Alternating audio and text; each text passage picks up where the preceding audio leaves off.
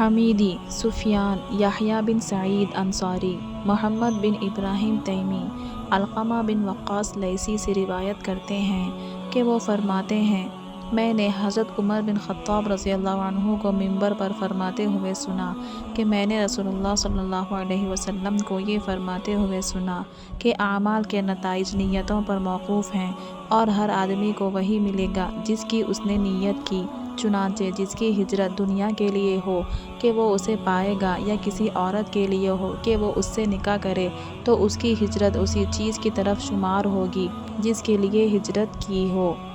صحیح بخاری جلد اول۔ یعنی ہمارے سارے اعمال کا دار و مدار نیتوں پر ہوتا ہے، اس لیے اپنی نیتوں کی درستگی کریں۔